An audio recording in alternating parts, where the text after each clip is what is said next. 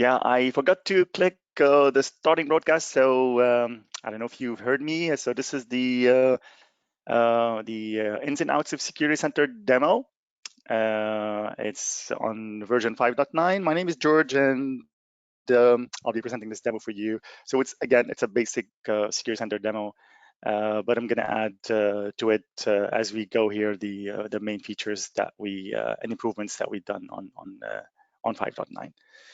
Let me go straight to a security desk on which I'm going to be doing most of this demo here. So this is the main client application. It requires Windows to work, but it has the full set of features. We also have a web client and a mobile client. The web client itself is really, it works with any browser. Feel free to use any one, Safari, Chrome, you name it. The new Edge here, Firefox works with any browser. No need for any installation. Just point to the server and log in with your username, and you're gonna see what you are allowed to see based on your permissions. The mobile client works with an iPhone or with an Android phone the same way. So here, the first thing I'm going to see here. Let's check. Everything's good here. Show screen. Yeah, I think screen is showing. Everything's good. All right. And let's start with the login screen. So I always like to demo the product by showing the login screen because it has so many things to talk about. First thing is this padlock here, which shows you that this is a trusted directory. So part of the focus of Genetec on the security of security. So you're purchasing a solution to secure yourself and your premises, but you want to make sure that this product is secure itself. It has the latest and greatest in security, and Genetec, you bet you can go the whole 9 yards with that. So this padlock here is indicative of a certificate installed on a server. So if you have a real certificate, then you know every time it's green, you know that you're talking to that server. You're not talking to somebody else. Somebody spoofed that server or hijacked it, and then you're trying to go there and give them your username and password. It's the same concept as when you go to any website here, like if you go to genetec.com or any other website, you see here the lock here, and that's going to show you that the certificate is valid. Very rare are the sites today where you don't see a lock here. Everything is secure today. But if you find one, the browser is going to warn you, hey, you're going to an unsecure site. So that and the use Windows credentials here, which is the way which is something that you can use if you have the integration with Active Directory. So with Active Directory, you can do single sign-on. So if you have the users already created an Active Directory in their groups and passwords and all that stuff, you don't need to create them once again in our software. And that's also valid for the cardholders. So you can use the Active Directory to import the cardholders as well. With one click, you're able to use the Windows credentials and log into the system. In 5.9, we also introduced the support for more authentication ways, let's say, which are OpenID and XAML 2.0. So with those, you can extend the authentication to include not only Active Directory, but also Azure AD. So if you have Azure AD, you can use it now to log into the system. ADFS is supported since a long time ago, but now it's added under the same licensing for authentication method. And we also support for key clock and ping identity, and we're testing more things here. And just to show you how that works, I have a quick video here that I can share with you, and that's going to show you how we're using Azure AD, for example, to log into the web client, which is the same thing as the main client. So let me run this video here. So that's the main login screen for the web client. You can see it here.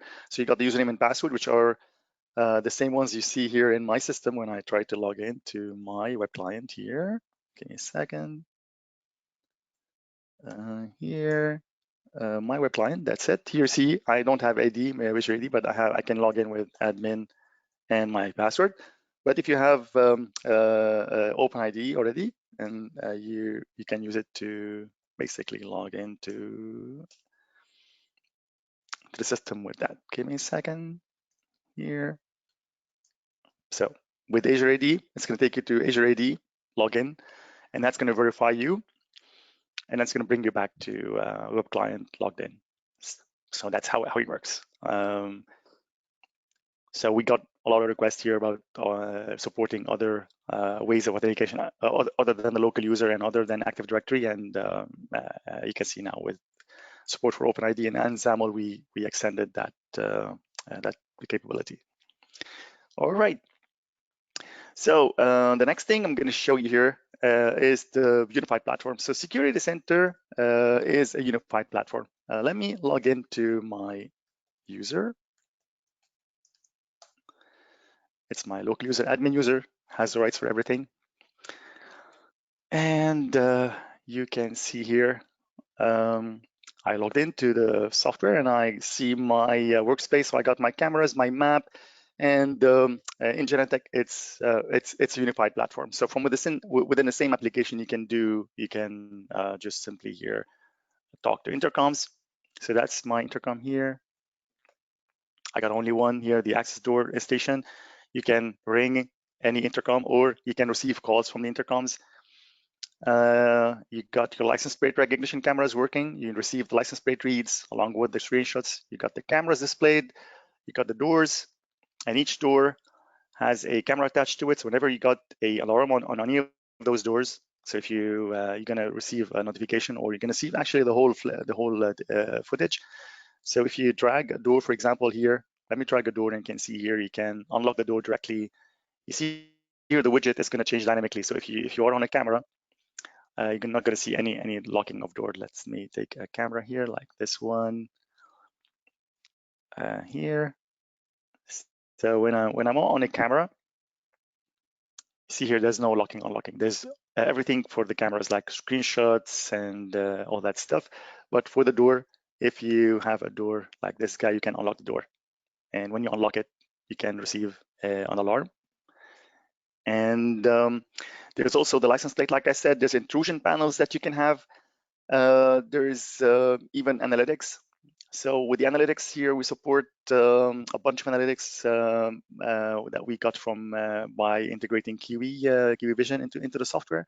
So let me just give you a small example, like this camera here. If I take this camera, with one click, I can actually start enabling the privacy protection on it. Let me show you that real quick under the video. If I take that camera, and with one click under privacy protection, I'm going to start blurring everything that moves in that camera. So this is a GDPR certified solution for privacy protection, and it takes one click here to start working. You're going to see it here in a moment when it analyzes the screen. It's going to check the background, and it's going to blur everything that moves on it.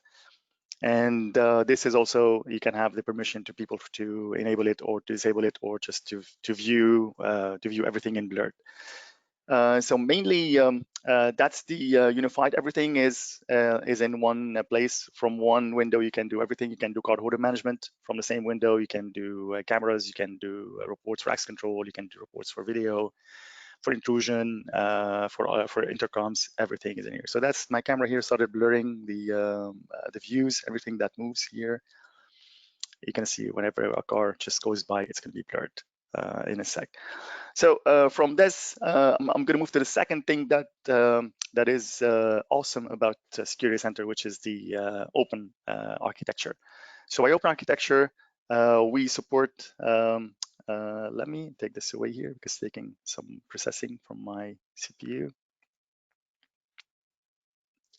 All right, let's get back here. So now it's back to normal. So with the open architecture, You can see here, you got the this door.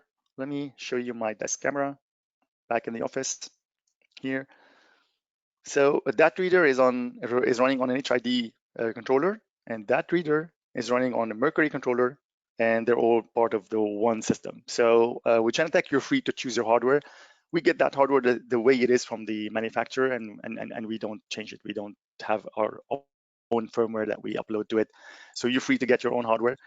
For access control, the list of supported hardware is available on our website. Just go here and go to our products under access control hardware, and you can see here the full list of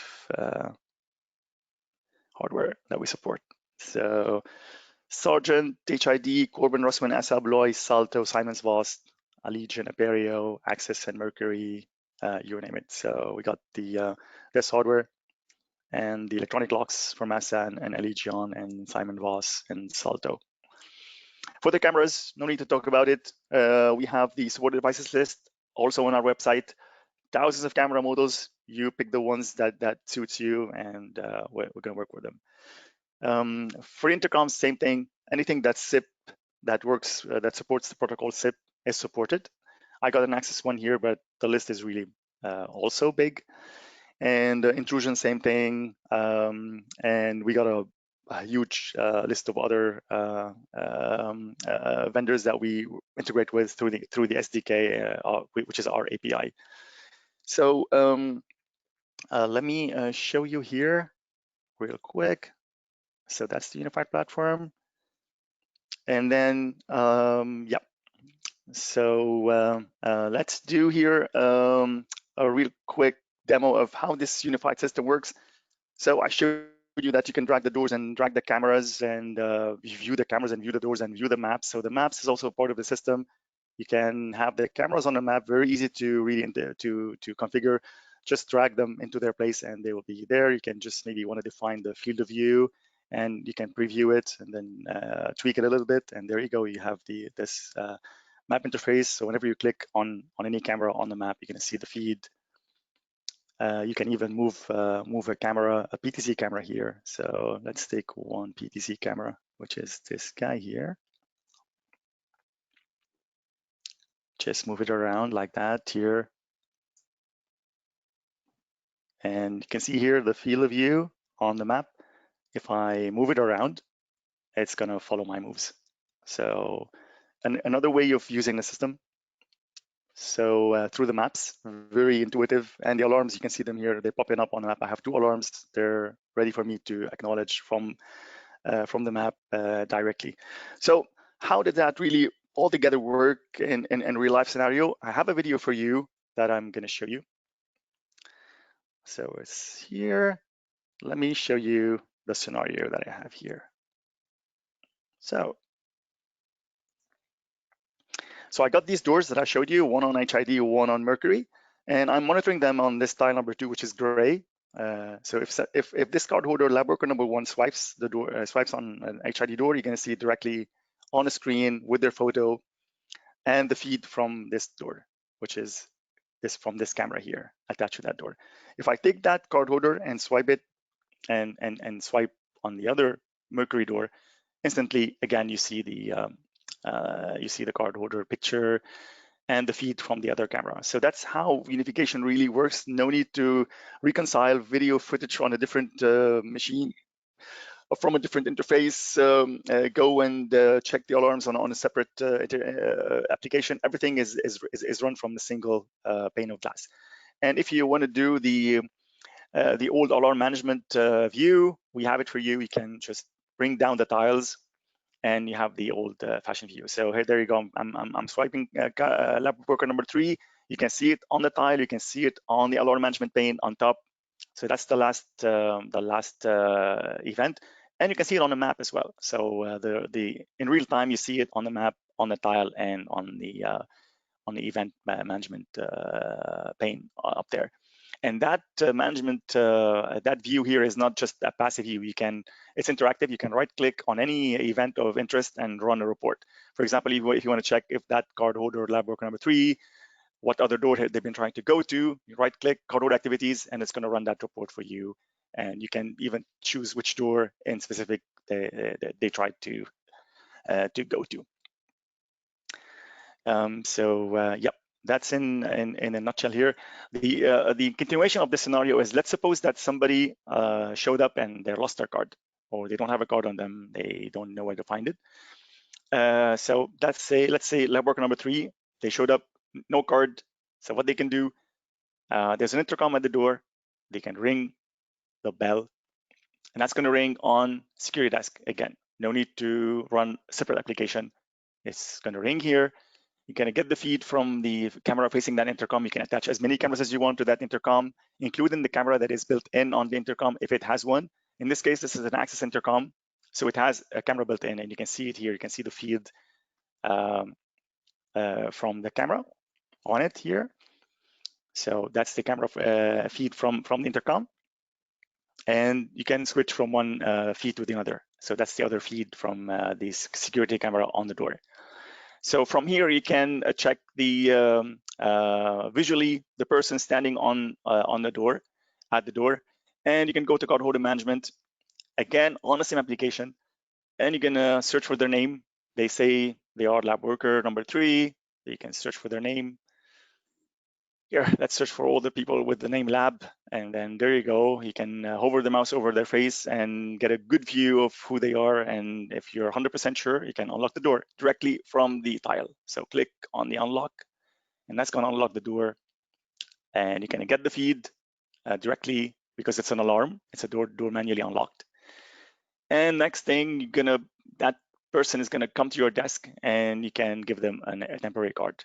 So you can do this. Everything is done from security desk. No need to change applications to switch from one place to another or call other people to do it for you. Everything is done from one single place. So there you go. I set the card to lost. I'm going to save it. And then back to my monitoring screen. If somebody finds that card and swipes it, there you go. You're going to get access denied, lost credentials. And you're going to get the feed. You can directly go from here. And I got also a notification here. You see underneath here, there's an email because I set up the program to automate sending an email every time there's an access denied on any of the door.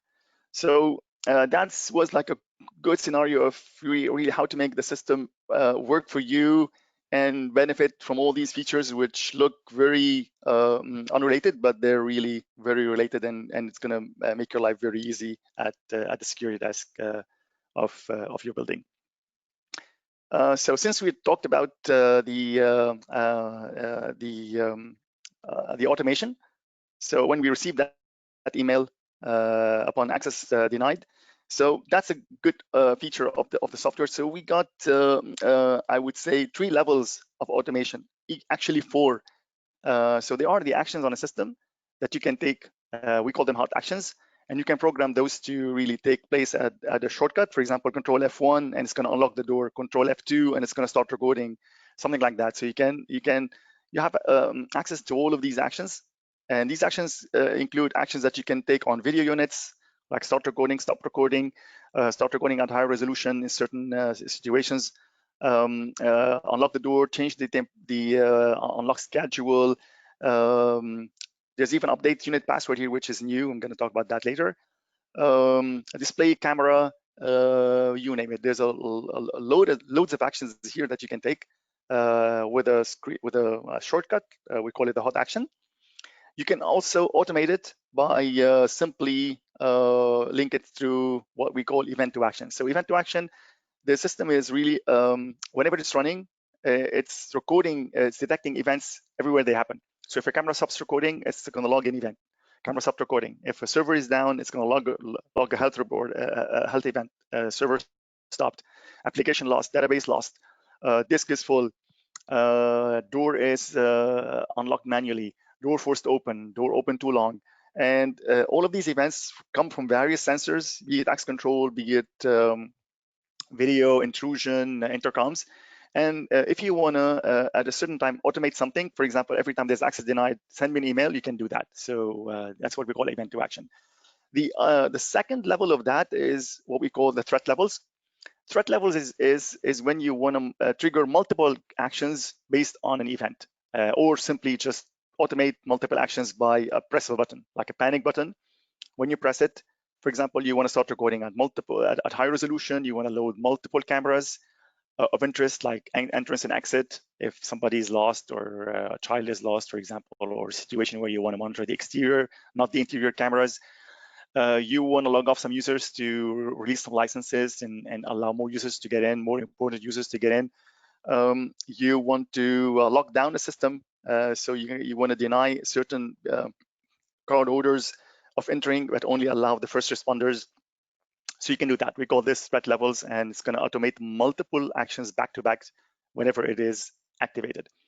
The highest level of automation, it's mission control. So mission control is another module that you plug into the system. It requires separate licensing, of course. And that's gonna, on a huge system where you got a lot of events happening, and you want to really filter the ones that matter. For example, if you got an access, if you got a door forced open on a door, and then motion detected at the camera right behind that door, then that's somebody breaking in. But if you got maybe door forced open, but no event and no motion event after that on the camera, then probably maybe the wind was just maybe like something happened, or somebody tried to open a door but did not go. So maybe you want to ignore that. So in that case, the mission control is smart enough to filter those particular sequence of triggers, and it's going to allow you to really do some SOPs based on that, and allow multiple people to manage that incident, and then do the whole thing after that. So that was a bit of automation that we can do, and which allow you to make the system work for you instead of you interacting with the system manually. And based on that, after that, I'm going to show you, since we went to the cardholder management, I'm going to switch back to cardholder management and show you a few things. So cardholder management is where you enter the cardholders, but again, like I said before, you can use the Active Directory to import those cardholders. But once they are here, you want to give them the rights, or you want to create a new one. Interface is very easy. You just enter a new cardholder, select a picture from a file, from a webcam, from a security camera, or from a clipboard, your first name and last name, and lots of other information here. And you can add as many credentials as you want. So you can add a PIN, you can assign a card from an existing credential, or manually enter the facility code and the number, card number, or swipe it on a USB reader. You can do that here.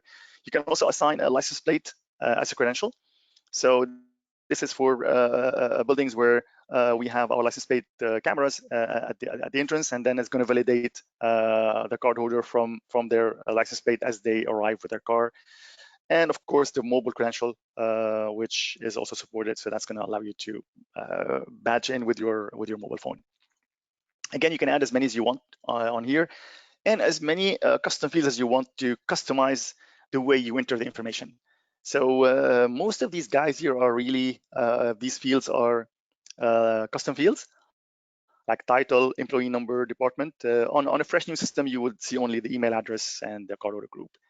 But these were added here as part of the, just to show the system here. And also we have the, on the advanced tab here, we got the clearance level. So the clearance level by default, every new cardholder is given a clearance level of 7, which is the lowest. If you want to use the lockdown scenario, for example, you want to dedicate people and give them a higher clearance level. The highest is 0. So for example, if I check the lab workers here, so this guy has a clearance level of 1, which is the highest. And then lab worker number 2, 7. Lab worker number 3, also 7. Everybody else is 7 except this guy. So if I trigger a threat levels, and among the actions that I take is to raise that clearance level to 1, nobody's going to be able to get in except this guy here. And I'm going to show you that in a second. So let's actually do that, since we talked about that.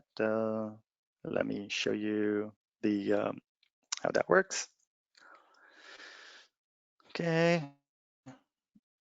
It's actually the second one here. So that's the clearance, that's the lockdown scenario. So you're gonna see here, I'm gonna press that button, that panic button, and that's gonna trigger my threat levels, which includes raising the clearance level to 1. So part of that threat level is to display the same camera 4 times. You can, in real life scenario, you would use other cameras, but just to show you an example of how I replace the existing display with the display that I want. And then if I try to swipe with that lab worker number 1, he's gonna be able to get in, whereas the other guys, they are not able to get in. If I move back, if I clear out this clearance level, if I clear out this threat levels, which is now active, and it shows in the red color around the screen. If I move back to normal, let's get back to none. And if I try now with the other users, they'll be able to basically get in. So that's the same user who was denied just a second ago, and now able to badge in and go into the building. So that was a lockdown and a threat level demo at the same time. All right, so let's move back to our cardholder management where I was showing you this. And something new that we added in 5.9 is that we added the custom fields into the web client. So before 5.9, if you go to the web client, let me log into web client. So with the same user, the admin user. So if I go here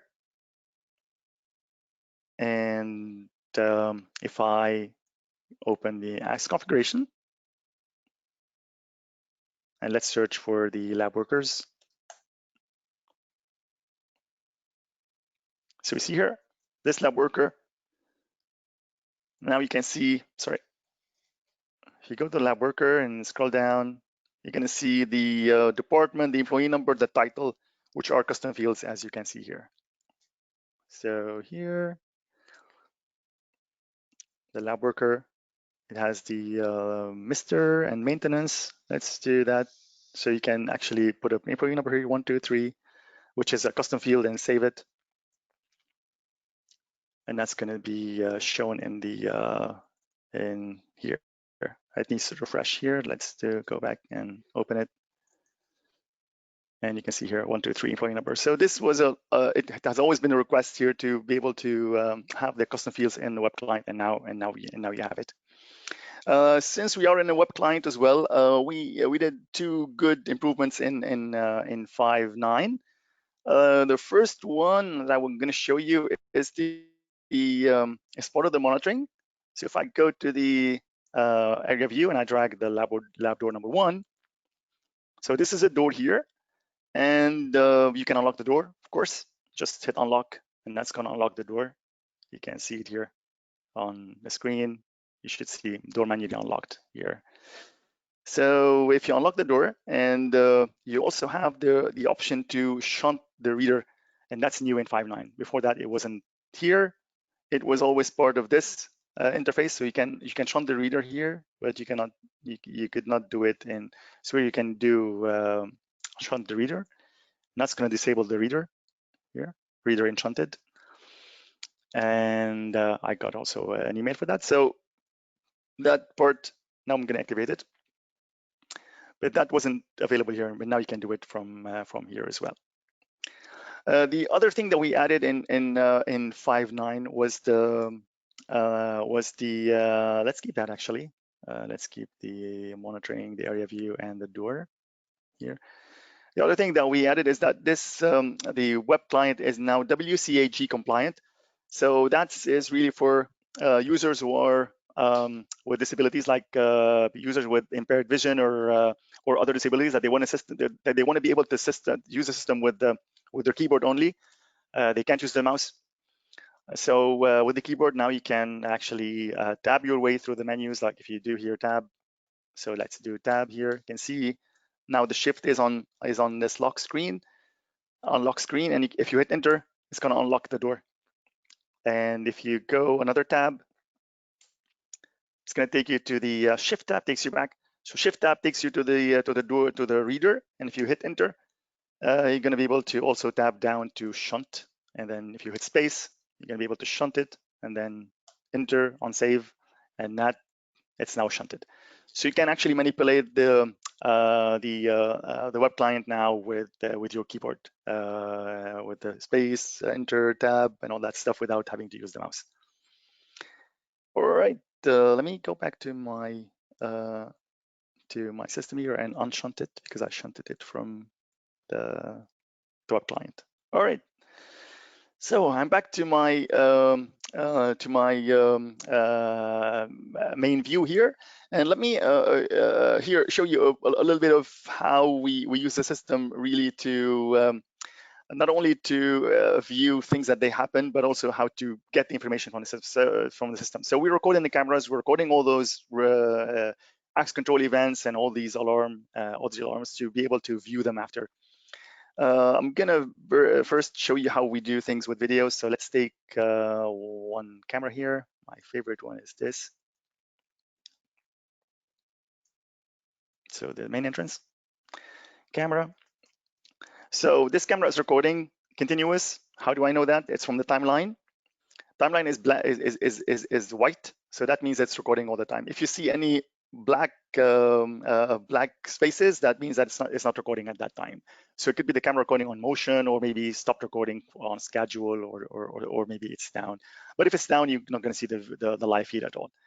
So in order to get videos that were recorded probably like up to a few hours back, you can use a timeline. So the timeline has a cursor that you can drag back, and it's going to take you 2 minutes ago. If you scroll the mouse over the timeline, you'll be able to go down to actually go back to and drag it also, maybe go back to 10 p.m. last night. So you can drag it and you can go back a few hours, but I'm looking for a video that I know for sure that something had happened at that time. If it really goes back multiple days, you don't want to scroll all the time, all the way. So you have this icons here. Let me show you how they work. So these 4 icons here that are so useful. There we put them in a row. So that's going to allow you to go to a certain time and view videos from the past. So I'm going to click on it. Maybe go back to the 10th of July. Just click on 10. And that's going to show you the list of hours, and go to 10. So that's the 10 July, 10 a.m. And that's going to take you in 2 clicks to there. The other icon next to it allows me to find video if I don't know the time. So something changed on the scene, like a car moved in, a car accident, a glass that it was broken, something that's changed on the scene, and then you want to be able to know when it happened and who did it. There's also the live button here, which takes me back to the live moment. So click here and I'm back to live. So for instance, if I want to know this black car here, the moment when it arrived. So very easy, just click on quick search, circle the car, and hit start.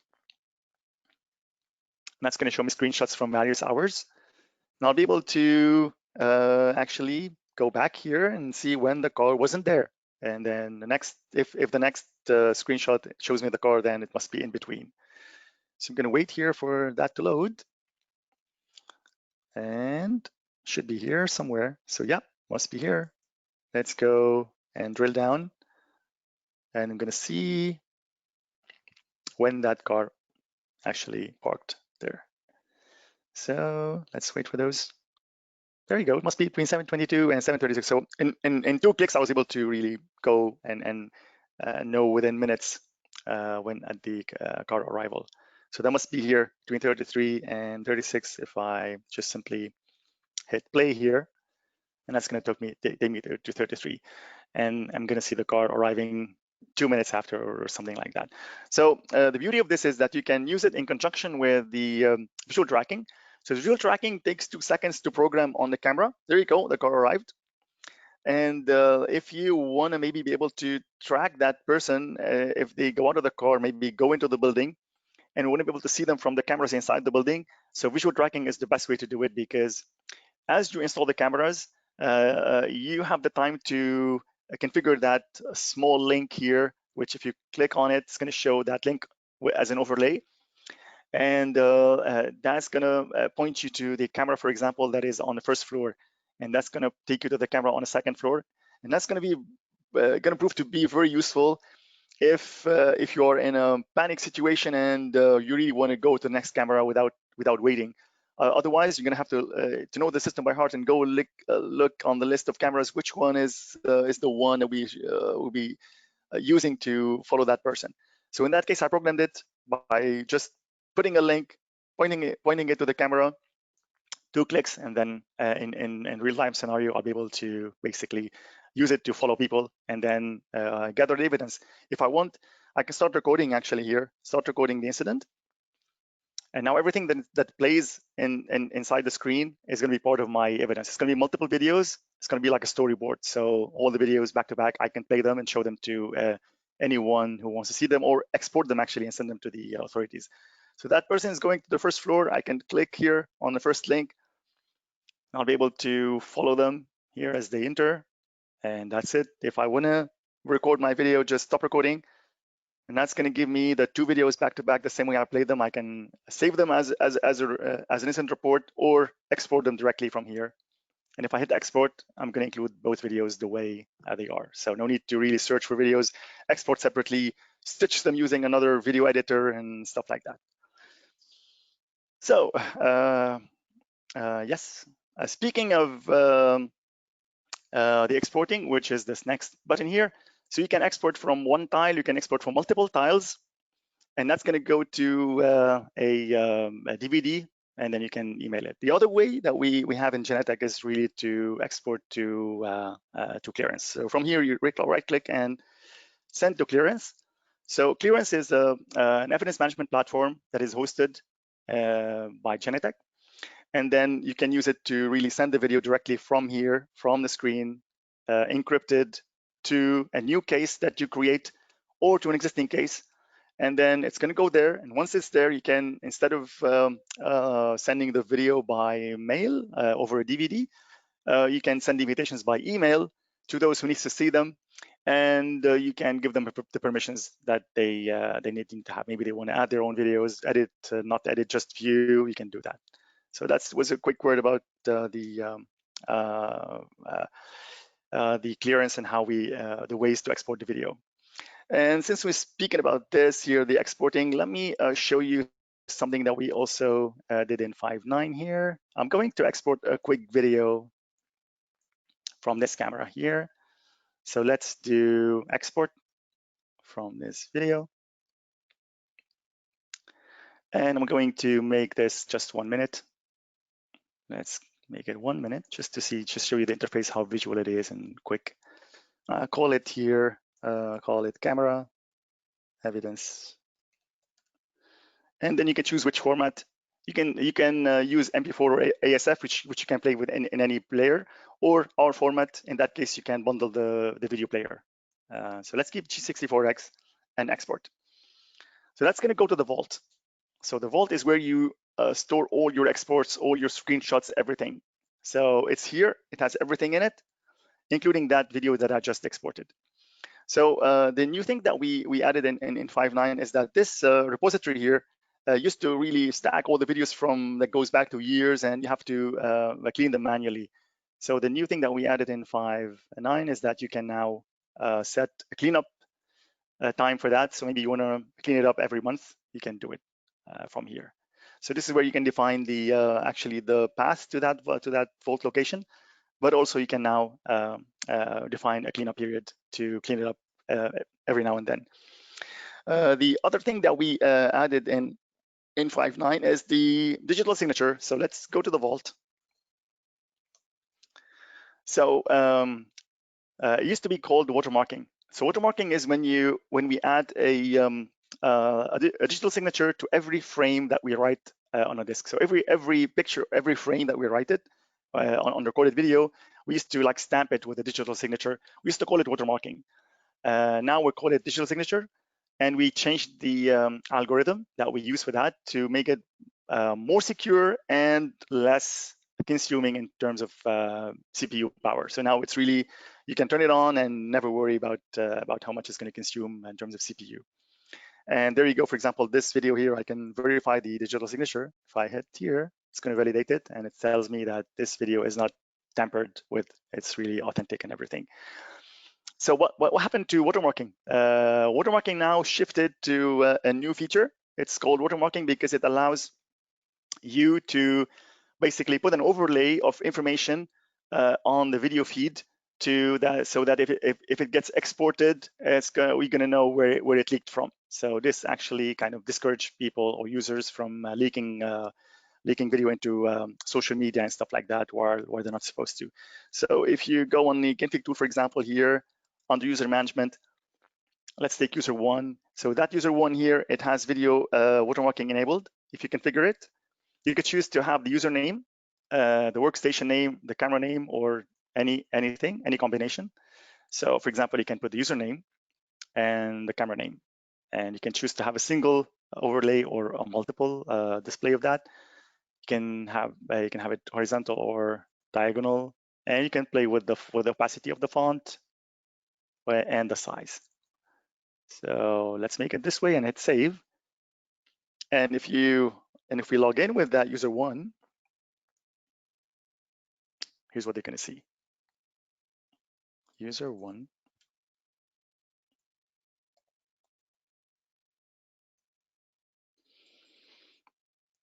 So user one, if I drag this camera, close, and you see the watermarking here. So if that user tries to leak that evidence, we're gonna know their name and the camera. So enough evidence to know where it came from, but actually it's not good to view. It's really watermarked all around. Let's try also to, let me allow this user to export. I'm going to show you another feature that we added in 5.9. So if I hit export on this video, if I want to export, well, let's say here, another minute from this 53 seconds here, and I'm going to call it here evidence or whatever. If they try to export, see, this user is now even forbidden from exporting the video right away without taking the permission. So this is an additional layer of security on leaking evidence. So you can now deny users. So in the past, we used to give them the right to export, and that was it. But now they have to have the right to export and the right to export alone without supervision. So in that case, I need to enter my credentials, which are the admin credentials here, in order to allow that user to export the video. And that's it. Now it's going to export. So that was something what we also did in 5.9. The other thing, since we're talking about the video and the exports and all that stuff, let me show you one other thing that we did in 5.9, which is part of the archival report. And the archival report, the archives report is when you want to check videos on cameras. For example, you want to be able to, let me load it. So it's a report. So if I go archives, so you usually choose your cameras. So let's choose pickup. Give me a second here. No, not the phones. Sandbox. Let me, if I pick this, and I'm gonna pick a time range. So if I would want to check the videos from all these cameras here, and I want to do for the past 3 days, let's say. So that's going to give me all the recordings from these cameras over the past 3 days, a report of all the recordings on these cameras for the past 3 days. So we used to have this preview here of the timeline, but it wasn't smart at all. It was just a preview, and it shows you, like here, for example, this camera only recorded at this place here. Every time, everything else is really not recording. So because this camera is recording by, of course, because it's up, so it's recording by motion. So if there's any motion, it's going to record. If there's no motion, it's going to be black. So it used to be like a passive kind of view, just to give you an idea about the recording, but now it's more intelligent. You can, if you hover the mouse, you're going to know when this camera stopped recording, when it's recording, when there was motion. So the green bars here are motion. So you know here at, for example, 2 a.m. there was no motion here, where the motion was very important at 11 a.m. and 3 p.m. and after. So that view here, the way that we added the scale and the possibility to know the time on it is an improvement of 5.9. Since we speak of reports and we started with this video report, let's talk about some access control reports. So let's do cardholder activities report. So from the same interface, from the same application, I'm running a video report and an access control report, and they all look the same. So in the other report, I choose the cameras and I pick the time and I run the report. Here, I pick the cardholders. So let's do the lab workers, for example, all the cardholder group. And I want to see all their activities for the past, let's do 5 months, 6 months, and do report. And that's going to give me all their activities, all their access denied, access granted, everything in the past 6 months that are in my database. And since it's video, unified with video, you can really just drag any event here, and it's going to show you the video attached to it. So no need to really reconcile video with access control. It's already there. Just drag that event or double click on it, and you can view it as it happened. And from here, you have access to all the things that you can do from the monitoring task. You can scroll down, you can go back in time, you can do quick search, visual tracking, export the video, and send it to clearance if somebody needs to see it. And there you go. So again, access control video reports, same thing, same look and feel. No need to train your people on access control or on video separately. If you run a video, you can switch to access control in no time. We have the visual reports, and that's a feature of 5.7, which we improved in 5.9 for a few things here. For example, I'm checking here if I run this as a column report. So I know I have roughly 300 entry assumed event, but I don't know really how many. So we added this quick thing here, and now it shows the values, which is very good. And also the grids. We did not show the grid before, but now we can show the grid, which allows you to really know roughly where you are here in this thing. And that report is really very customizable, very nice. You can just maybe do it by card order instead and switch from columns to pie. And now you're going to know, for example, here, if I switch back to card last name. So I know, for example, which card holder from those who had the highest usage, or maybe you want to know the events here, maybe the kind of event you had here, the event.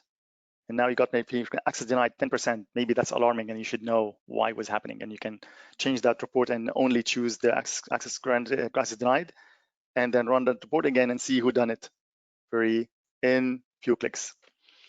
So that was here about what we did in the reports.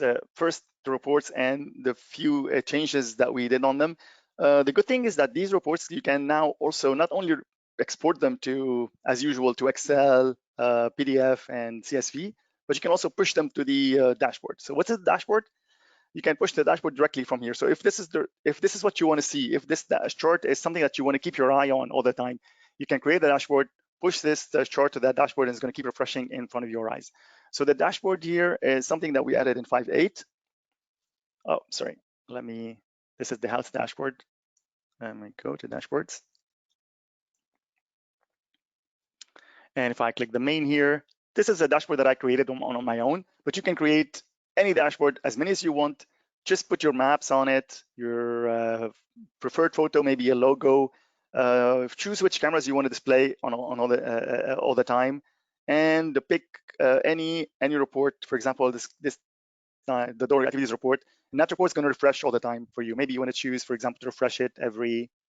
So if you hit here, this report is going to refresh every minute. So every minute you're going to see those numbers going up and down based on the activities. So this is a very customized experience. No more being limited to just tiles and putting everything in a tile. You can just design your own tiles, your own size of a tile, and just put anything that you want to see in front of you and customize it the way you want. So 10 minutes left. Let me see here how we could squeeze in a few things that we've done in 5.9. I'm going to switch to the config tool and show you a few things that we have done to the administrators to make their life easier. First thing is that we now can change the password for the cameras from the software. That was always something that you have to go to the camera and change the password on the camera, but now you can do it from the config tool. And you can do that with a hot action like I showed you. So you can just go on add action and then simply choose to update the password. Choose the camera and then hit update. Or you can automate it again using event to action. So whenever there's, for example, access denied on a certain door, update the whole passwords, update the camera password. You can do it with clearance level, with threat levels, with everything, or you can also do it from the hardware inventory report. So that's the hardware inventory report. And in that report, I'm showing now the access cameras that I have. And Access is one of the cameras that we support changing the passwords on. I think we support it now for Access, Bosch, and a few other cameras, and we're adding the other manufacturers. So as you can see here on the hardware inventory report, I can check that the system is going to tell me that the password level is weak. For example, this one is strong, and I can view it from here. If you click here, you can see that the password is strong. This one, oh my God, password. That's a very weak password, of course. So the beauty is that now you can simply change them from here, or you can schedule that on a scheduled task. For example, every month, change the passwords periodically, and that's going to take effect. Changing the password is going to take the camera offline for a split second, and then the time to change the password, and it's going to come back. And actually, let's do that here. I'm going to change the password on these two cameras where it's weak. So again, you see here it's password and password. And I'm going to change that. So shift, so you can select multiple ones at the same time and hit update password and hit close. Now see him, they went down. You can see them going red, and they're going to come back. And if I run that report again, there you go, very strong. Let's see here. See the password now, it's really very tough to find. So that's a good thing that we've done in 5.9. That has always been a request. The other thing that we have also done in the config tool, it's not part of the user operator regular work, but for the administrator's work, we got the privileged troubleshooter. So privilege troubleshooter. So with the privileged troubleshooter, you were able to, for example, let's say you want to check if who can export. So after years of running the system, you really don't know who can do what and who's doing what, or your manager asks you, give me a list of all the people who can export, or who can view this camera, or who can unlock the door manually. So all of these are governed by a huge list of privileges that you can turn on or off to any users or group of users. But if you want to know who is doing what and who can do what, that's something that we added in 5.8. In 5.9, so for example, let's say the export.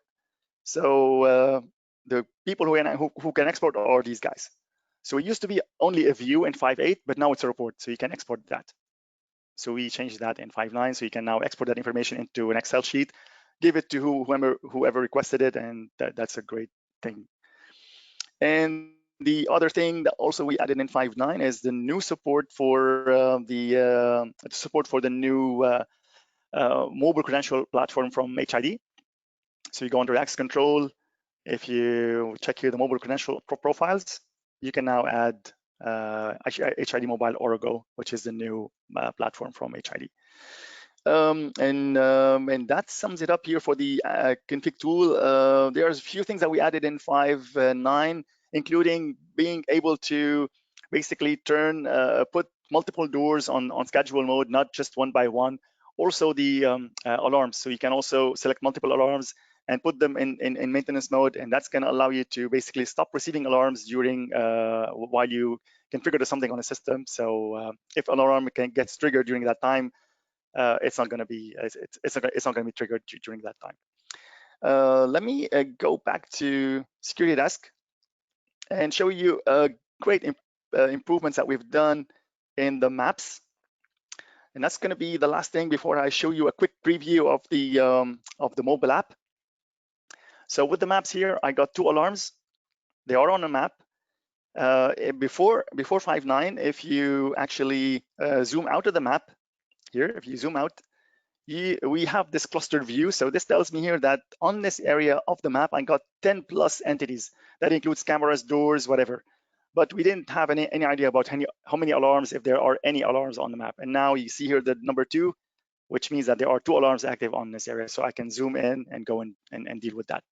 So the clustered alarms is new in 5.9. And something else that we added is also the floor view.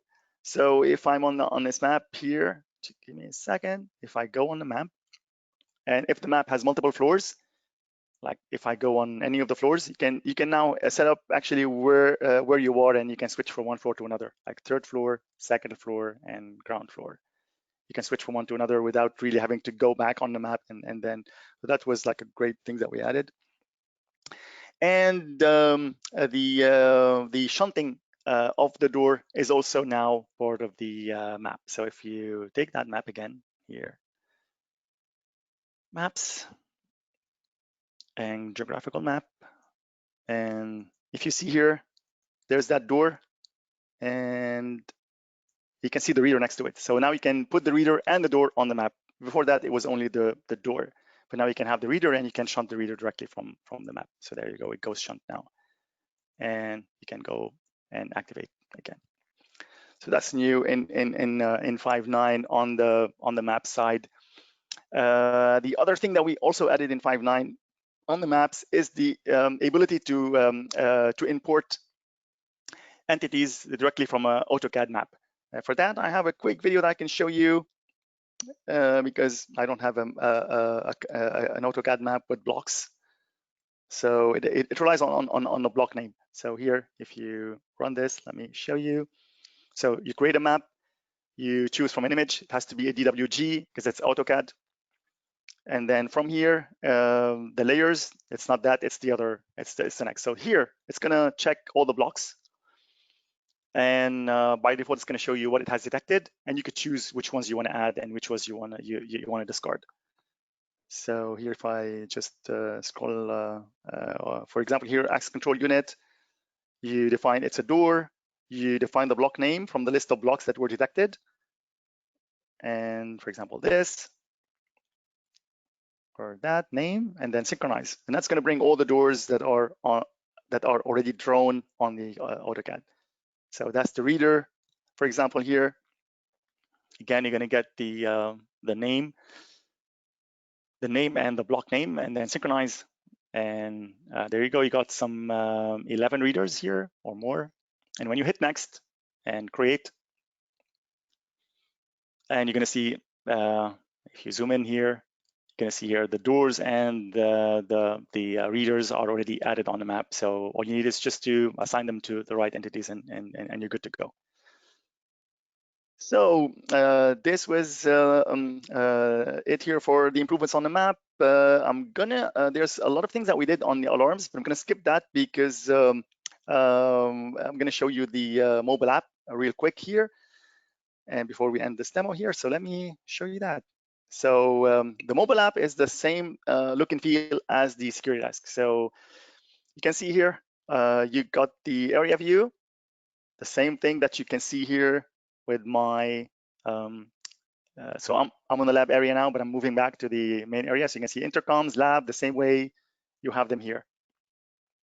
So if you hit the lab areas, you got the two doors, the HID door, the same way they are here, and the lab door number 2, which is on Mercury. And if you tap the door, you can unlock it from the mobile app. So it's really good if you're on the go, somebody's locked, you want to unlock them, you want to get them in, and you can do that with a single click, with a single tap, actually. So there you go, you got the alarm because it's monitored as usual. You see it on the map, you see it on the tile, you're going to bring the feed. So if somebody is on their desk, they can see what's happening as well of what you're doing on your mobile.